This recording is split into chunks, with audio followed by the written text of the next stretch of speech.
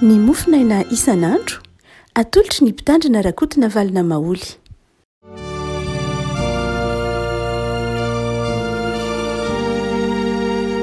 fahaly miarahaba antsika ry avakotra ty alatsinainy fa 4 ny volana janoary ity dia manonona ny fiadanan'ny tompo sy ny fahasoavan'ny tompo amintsika ny atokantrano sy ampanarahana zao mofinaina voalahatra ny sampanasekolalahady ny voapevitsekema ary atolotry ny fiangonana eto ambotantely aminao izao. Ny mofinaina voalahatra hotsika ry avako malala dia ny pistily ho an'ny Hebreo. Hebreo toko 17 Hebreo toko 17 ny andiny ny fahafito ka hatramin'ny andiny ny fahaenina ambin'ny folo. Hebreo toko 17 andiny ny fahafito ka hatramin'ny andiny ny fahaenina ambin'ny folo. Fakitsika aminaran'i Jesosy. Tsarovy ny mpitondranareo izay efa nitory ny tenin'Andriamanitra taminareo. Ivero ny hafaran'ny fiainany ka harao ny finoany. Jesosy Kristy no tsy miova omaly sy anio ary mandrakizay. Aza mety avily ny fampianarana maro hafa ianareo, fa tsara rahampiorenina amin'ny fahasoavana ny fo, fa tsy amin'ny anina izay tsy mahasoa ny mahafatra azy. Isika manana alitara izay tsy hananany mpanompo ny taberina kely fahefana hinanana, fa rehefa nentiny misorona be niditra ho amin'ny fitoerana masina ny fanatitra noho ny ota ny ranony biby, dia nitohana tany ivelan'ny toby ny fatiny. Ary amin'izany Jesosy koa dia niaritra teny ivelan'ny vavahady mba hamasina ny olona amin'ny rano. Gaoka isika hivoaka keo aminy eo ivelan'ny toby, mitondra ny latsa izay nentiny. Fa ity isika tsy manana tanàna maharitra fa mitady ny hoafy. Gaoka isika anatitra ny fanatim-piderana amin'ny alalana ho an'Andriamanitra mandrakariva, dia ny vokatry ny molotra izay manaiky ny anarany, fa aza manadino anao sosiantra, fa fanatitra toy izany no sitrak'Andriamanitra. Ray masonao manamasinana ny fahamarinana ny teninao no fahamarinana. Amen.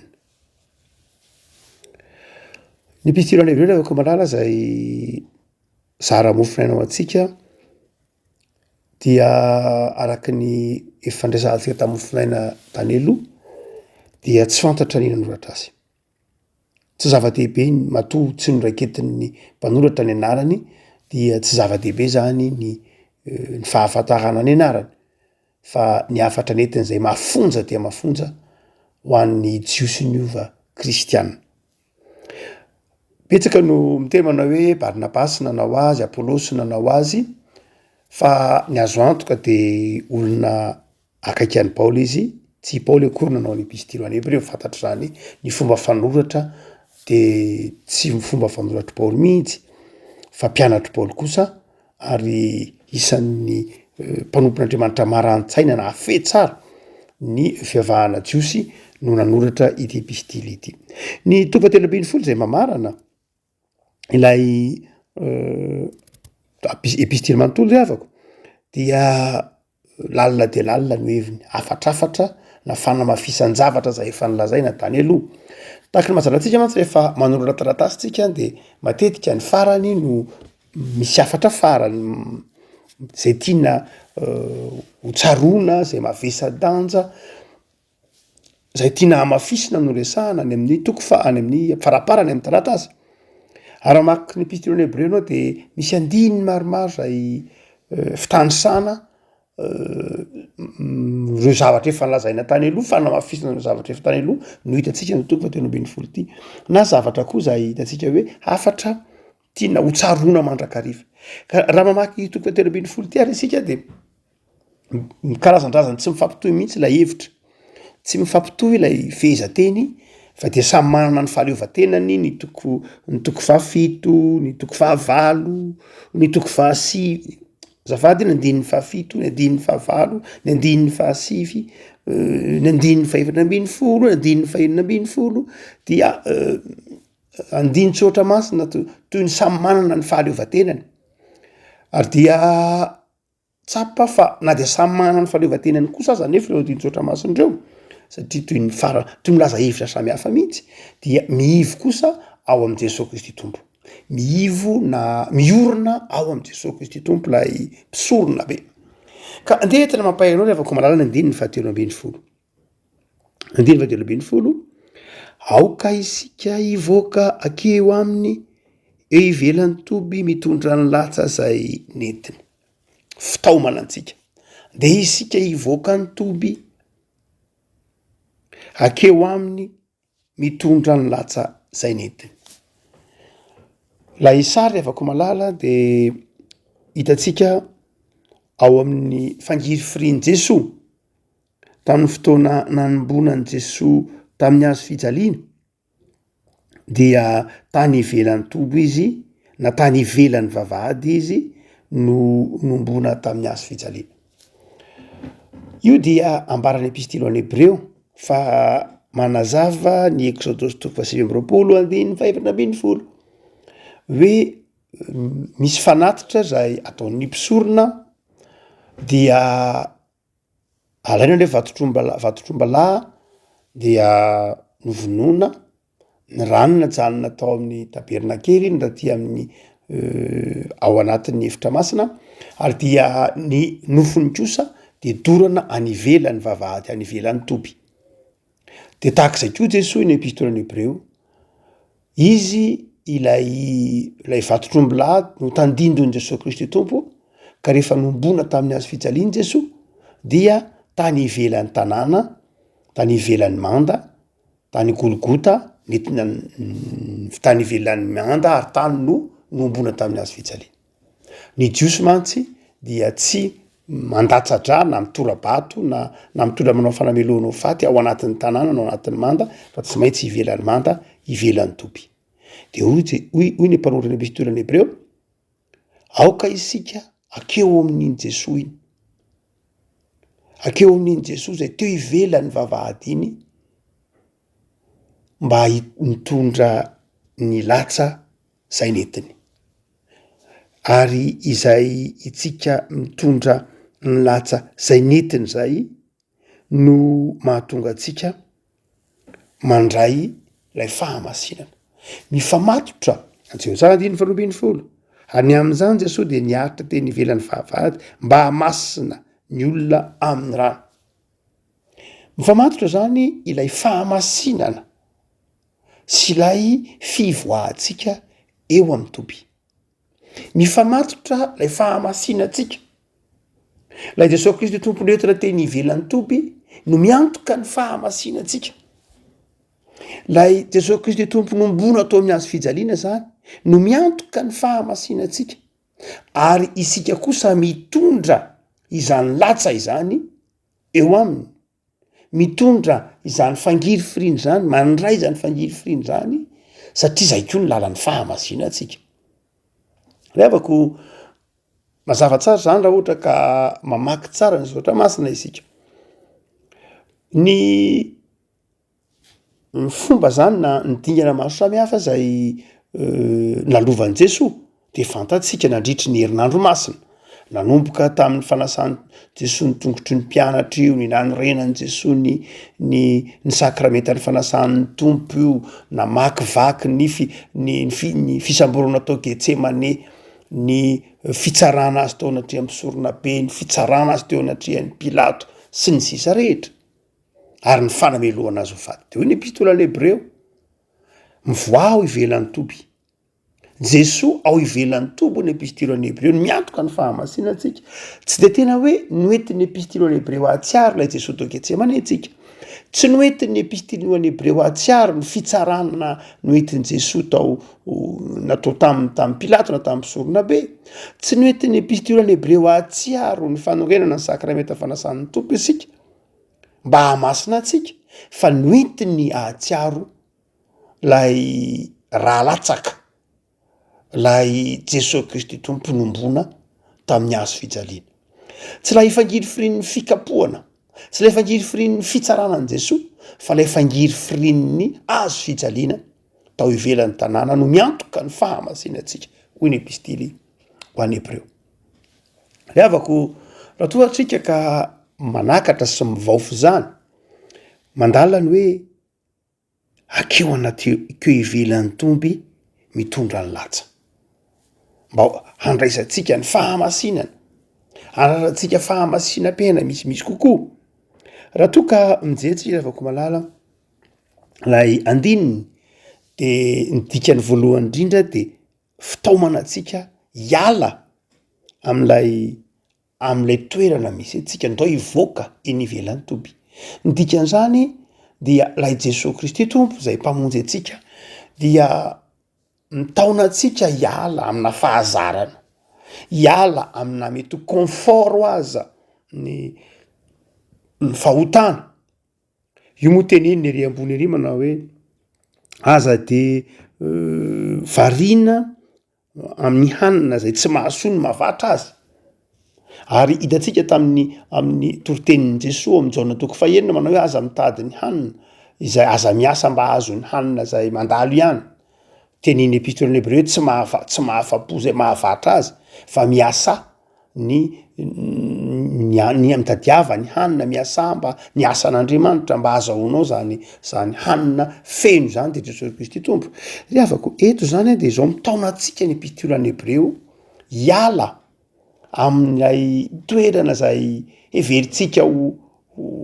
mety aza fandavatena, fanafoana-tena, fitaomana atsika hiala am'ilay fahazarana, ilay tamapona ty am'ty zao tontolo zao ty, lay toetra tamapona amin'ny fiadanany zao tontolo zao tsy maharitra, lay toetra tamapona tamandratsy ara sanatry tahaka lay zanak'Adala izay tantarainy Luka ny amin'ny fanoarany tantarainy Luka tamapona amin'ny tsy fetezan-javatra ty am'ty zao tontolo zao ty, fa mitaona kosa atsika afoy tena, afoy hiaritra lay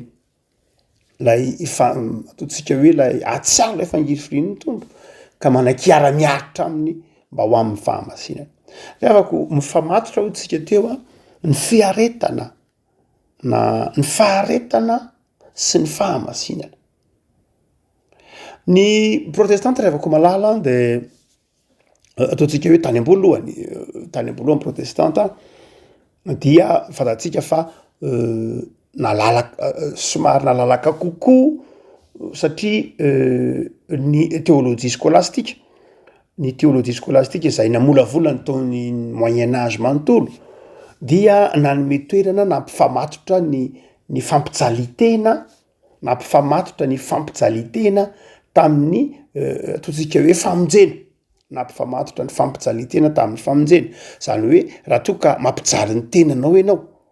na raha tianao no voavonjy de mifamatotra zany amin'ny fampijalitena, amin'ny fifadikanana lava de lava, amin'ny fampangiry firinany vatana, fikapohana ny tena,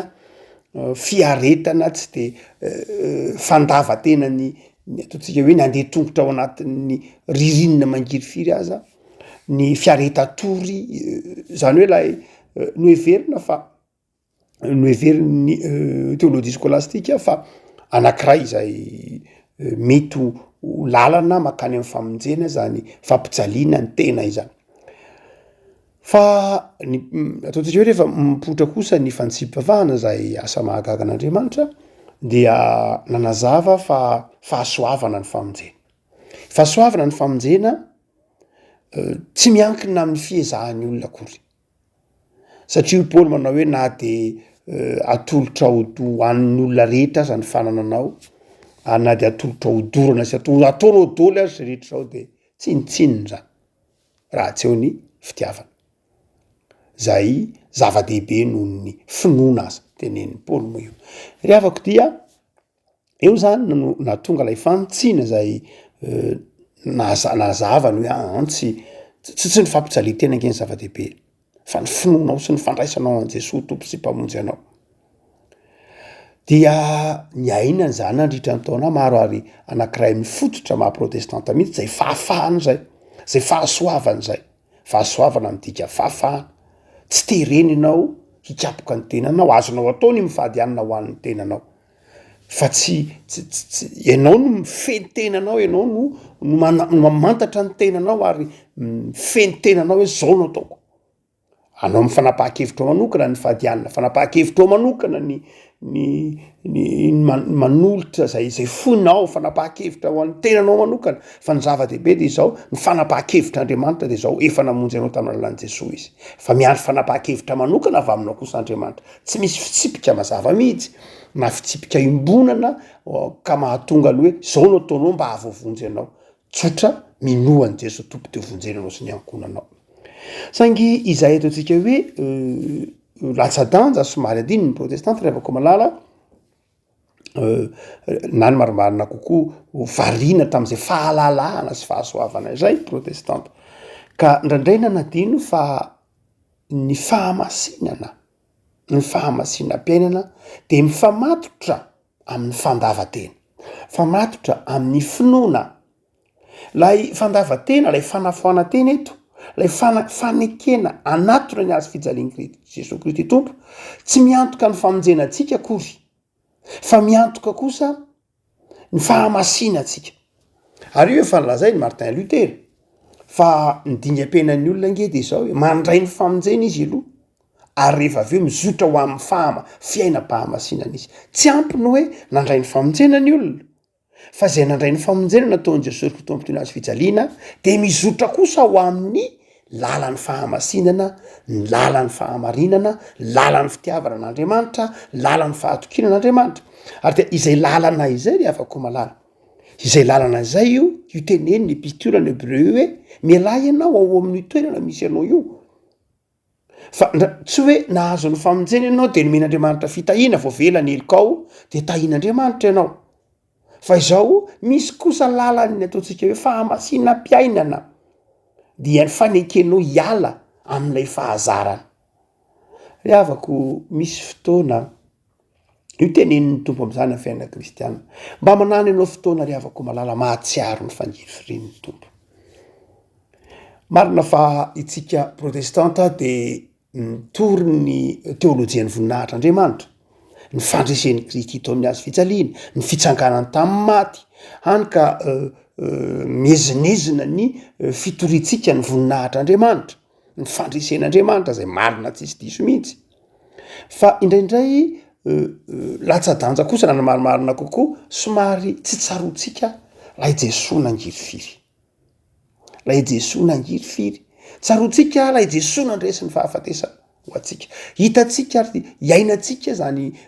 teolojian'ny voninahitry ny irapidy raha nataon'ny fiangonana mifandresena marina zany ry havako malala fa zao ry havako malala tsy nisy paska raha tsisy zoma masina ary zay ny mahatonga ny paska raha mamaky amin'ny teny frantsay nareo de au pluriel izy satria tena zay mihitsy eo amin'ny testamenta vaovao zany hoe misy paska anankiroa de ny paska ny zoma masina hoy Paoly manao hoe fa voavony Kristy paska ho atsika lay fahafatesan'ny Kristy ny paska ho atsika fa ny fitsakanan'i Jesosy tamin'ny maty tokoa ny andro voalohany amin'ny herinandro paska lay fandreseny ka aza sarahana mihitsy rehavako malala lay paska zoma masina lay fangiry firiny ny tompo fahafatesany tao amin'ny azy fijaliana tany ivelan'ny tanàna sy lay fitsanganany tamin'ny maty miezinezina izay nandreseny ny fahafatesana ao atsika no zany de hoy ny epistole ny Hébreu manao hoe raha pino ianao ka mizotra ho amin'ny fahamasinan'ny tompo mahatsiaro mizotra ho amin'ny fahamasinan'ny Kristy de aza sarahina aminao lay voavon'ny Kristy paska ho atsika lay fanatonana an' Jesosy ao ivelan'ny tanàna ao ivelan'ny toby zay ny teneny epistole ny Hébreu ary dia io tsika ry afaka de mahatsiaro zavatra ray na roa ao anatiny zany Jesosy Kristy tompo teo ivelan'ny toby zany de ngetsy anompo maso tsika lay Jesosy Kristy tompo teo amin'ny azy fijaliany fa ko tsara ny filazantsara sinoptika na ny filazantsara manontolo mihitsy aza de maneho fa nanao tazan-davitra nge ny mpianatra tsy nisy nanatona an' Jesosy tsy nisy nanatona an' Jesosy teo amin'ny azy fijaliany Jesosy io fa nanao tazan-davitra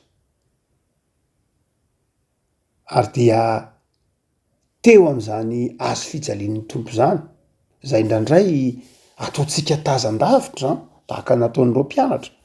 ataontsika tazan-davitra indraindray lay latsanetiny tompo, ataontsika tazan-davitra ndraindray le fangiry firiana maha kristianina hoe za nge kristianina mila miaritra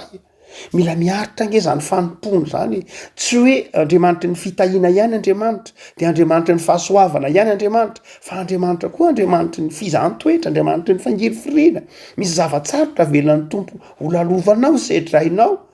fa tsy hoe satria kristianina de ny fitahina ihany mahamaika ny fitahina sy ny fahasoavana ihany ny avancement ny vola ny voninahitra mariny zany fa imen'andriamanitra atsika fa hoy ny epistolany Hebreo manao hoe azavariana am'izany fa ambetsaka ny olona zay vatra ny hanina zay tsy mahasolo mahavatra azy akory fa misy lafin-javatra tokony ho tsaronao koa fa zany fiainana miaraka amin'ny Kristy zany de fahafoizana zay ny dikany hoe makeny ivelan'ny tompo ianao fahafoizana tsy manao tazan-davitra lay azo fijalian'ny Kristy fa manaiky hitondry zany mihitsy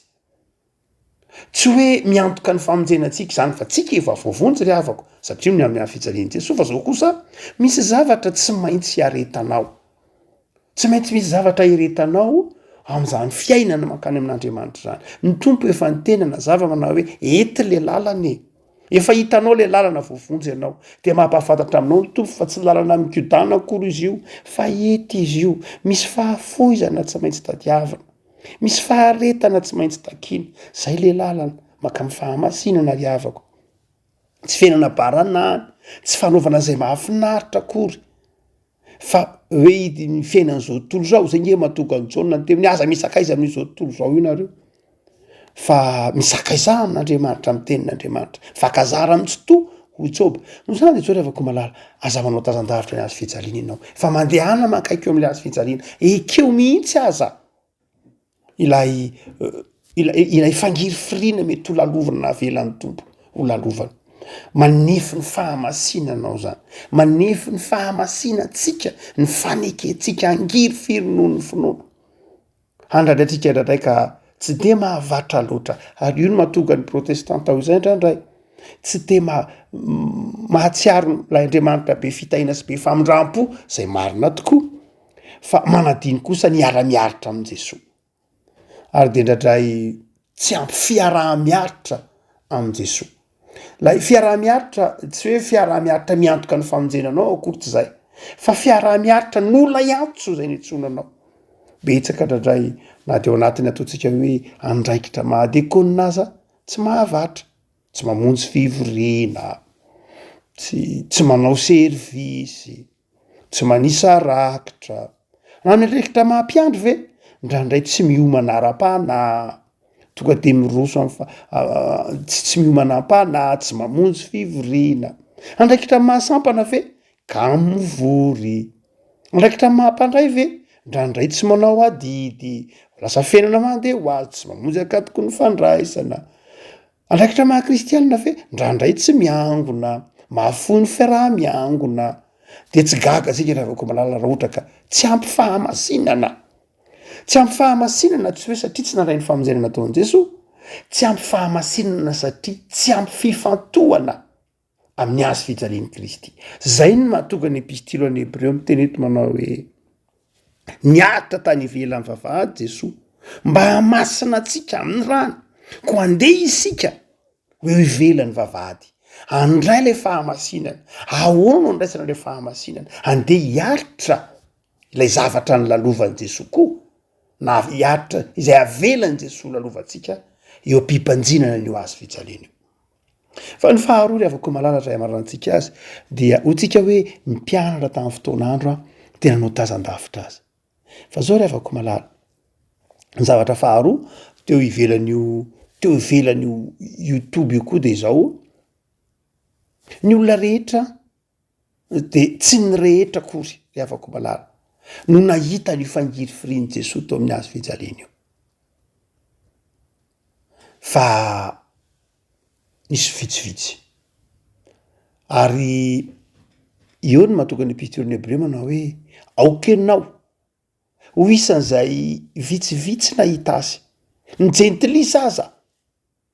namiraviran'i Jesosy teo lay miaramila Romanina lay jiolany teny manao hoe tsarovy aho rehefa biany amin'ny fanjakanao ianao. Toy ny epistily Hebreo manao hoe alaliny hoe mba ho isan'izay eo apototry ny azo fijaliany Jesosy Kristy tompo eo ianao. Mahatsiaro lay fijaliany, mahita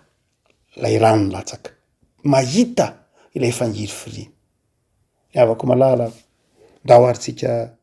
anaiky ana foana teny. Tsy fantatro hoe zavatra tiany tompo afonao eo ampandraisam-pianona zao mofonaina izao. Satria zay no afatra eto hivoaka eo ivelan'ny toby. Ndraindray misy fahazarantsika tamanao itsika teo am'ilay toerana misy atsika fandeha andahateny, andeha hivoaka eo ivelan'ny toby, de anatona an' Jesoa, nde hiala amin'ny zavatra maro samihafa fahazarana tsika tany aloha teo, mba ho isan'izay mizotra ho amin'ny fahamasinana. Raha toa ka mijery an'izao ataontsika hoe mondialisation-tsika zao rehefa malala de ndraindray tsy manaja zay masina intsony ny olona. Ndraindray tsy ao an-tsain'ny olona intsony ny fahamasinan'Andriamanitra. Tsy ao an-tsain'ny olona intsony ny fahamasinan'Andriamanitra. Dia eto de mampatsiaro antsika ny epistily Hebreo fa masina nge zany Andriamanitra zany, ary mipino de manana zany fahamasinana zany. Ny hoe masina eo de tsy hoe zavatra tahaka ny zavatra hita maso hoe ty masina ty atrina tabatra masina. Tsy zay loatra le fahamasinana tiana tenenina eto. Fa ilay fahatsapatena, ilay fijona vavolombelona teraky ny asan'ny fanahy masina ao anaty ka mahatsiaro hoe tsy sakaizana zao tontolo zao.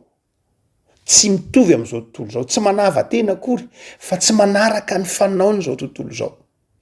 Ndray ny kristianina de ndraindray mihevitra fahamasinana ho tahaka ny hoe fahamasinana zavatra ny maha-kristianina. Hoe ty misy zavatra anankiray masina manokana asa tsy fantatro eny natokana fotsiny ihany iny ho fitaovana na ho zavatra fampiasana. Fa izao ny fahamasinana tian'ny tompo ho iainantsika pino eto rehefa ko malala. De le fahamasinana ateraky ny fandraisantsika ny fanamasina, ka mahatonga atsika ho fanasiny zao tontolo zao, mahatonga atsika ho fahazavany zao tontolo zao amin'ny ataotsika.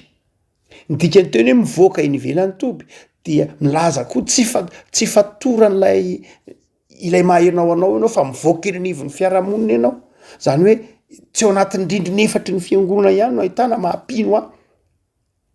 Tsy ao anatin'ny rindrina efatry ny fiangonana ihany no ahitana ny mahampanompon'Andriamanitra, fa eny ivelan'ny toby, eny ivelan'ny fiarahamonina Jesosy Kristy tompo nombona tamin'ny hazo fijaliana ho an'izao tontolo zao fa tsy ho an'ny jiosy ihany. Ka de tany ivelan'ny Jerosalema izy milaza fa tsy an'ny jiosy ihany izy fa an'izao tontolo zao. No zany de izao mila makeny koa ianao milaza fa fanasiny zao tontolo zao anao fa tsy fanasiny Jerosalema ihany. Tsy ao anatin'ny fitandremana misy anao ianao ny fanasina. Fanasina ianao ao satria Jerosalema anao io. Fanasina ianao satria taony ny antson'ny tompo anao. Fa fanasina koa ianao ivelany fiangonana misy anao io, io fitandremana misy anao io, io firenena misy anao io, io tokantrano misy anao io, mandehana koa makeny ivelan'ny toby. Fa Jesosy koa miandry anao eny amin'ny toerana maro samihafa, ahasalemana ahoana am'izao. Ataontsika hoe tondra-drano eto Madagasikara zao. Mampalahelo ny mijery zany faharavam-panana raha sendra mitsidika reny toerana toby itobin'ny trabony reny anao de mahita ny fahantrano isan-karazany. Mahita ny fahantrano amin'ny lafiny tena ahitana ny fahantrano ny firenena. Fahantrano-dreo vahoaka malagasy zay maro anisa ao anaty rano, ao anaty ndraindray mipetraka eo de fa eo amin'ny tany eo de avangony kely eo le eta kely tsy fohy ilozana satria tsisy ametrahana lay entana kely zay nalaina avy any an-trano, natoboka avy any an-trano. De ndraindray misy olona amin'ireny trano reny dia mbola miafy ao anaty miafy mangingina mihery eo anatin'ilay trano satria matahotra no very lay eta kely no arinany amin'ireny trano no arinany nandritry ny taona maro. Ahitana ny fahoriana le avako malala. De ndeha mba hiala am'le toby misy atsika io sika. De andeha mba anehoantsika ny fahamasinantsika, ny fanohanantsika reny olona ireny. Asa tsy fantatro. Inona ny azonao atao mivavaka eo? Fa inona ny zavatra azontsika fiangonana atao, azon'ny mpino atao mba hivoahany ao anatin'ny toby misy azy io de ny tokantranony. Ka le Jesosy Kristy tompo koa de any am'ireo mahantry reo, any am'ireo nony reo, any am'ireo marary reo, araka ny teniny manao hoe narary de nofanginao vanginareo nona de nomenareo hanana ngetaheta de nome lay jesosy kristy tompo de any ivelany lay toerana misy atsika io fa any am'reo vahoaky reo koa zany am'reo mahanitry reo izy de ndeha tsika anatonany reny satria any ko jesosy amin'ny alalan'ny inona de tenen'ny epistolany hebreo mamahana ny mofona andrano hoe aza manadininy anao soa fa ny fanatitra toy izany no sitrak'andriamanitra le avako malala ampiaroaro ity andininy ity miala amy toerana misy anao a de mandehana manao soa fa ny fanaovan-tsoa lalan'ny olona mandeha amin'ny fahamasinana ny fahafoizana lalan'ny olona mandeha amin'ny fahamasinana manatona ny azy fijalian'ny kristy ny endrika isehony zany ny fizarana ny fahafoizana ny fitiavanamana ivavakytsika riavako tompo misaotra anao noho ny fahatserovana fa nangiry firy ho anay tokoa ianao mitonanay ianao hiala amin'ny tenanay ny fitiavatenanay izotra ho amin'ny lalan'ny fahamasinana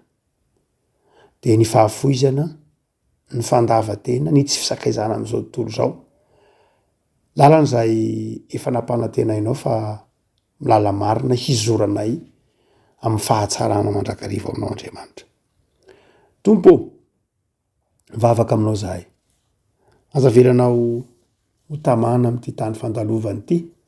vaoka tsiaro fa misy antony ny fiainanay de ny fahafoizana ny fiantrana ho nisotra masina hoe manana tanàna maharitra izahay ary mitady zany tanàna maharitra zany eo aminao Andriamanitra ny fahamasinanay no lalana izoranay am'izany de amasino zay tompo mba tsy hanompo anao amin'ny fahazarana anompo anao amin'ny endrika ivelany fanana fandavatena lalina fanolorantena feno amin'ny fanomponanao jereo ireo malagasy traboina rava fananana miandry tolo-tanana avy aminay tao am'izay tompo mba sa hivoaka amin'ny fahazaranay ka hizara hitondra ny fangiry firena izy ireo ho fangiry firinay fa ny asa soa sy antra tahaka izany no fanatitra sitrakao ampahirezo ny marary ampahirezo ireo rava fananana omeo vahaolana ireo rava asa omeo fo mahay mifankaty sy mifanohana izahay ao anatin'ny fahasarana ny akamaroan'ny vahoaka malagasy fantatrao zany fa antrana lalipaka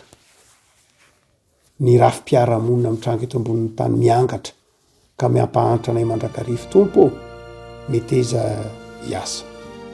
ary meherim-panaza hifikitra aminao Andriamanitra hijoro fahavolombelo de ataovy manapaka aminay Jesosy ny fiadananao amen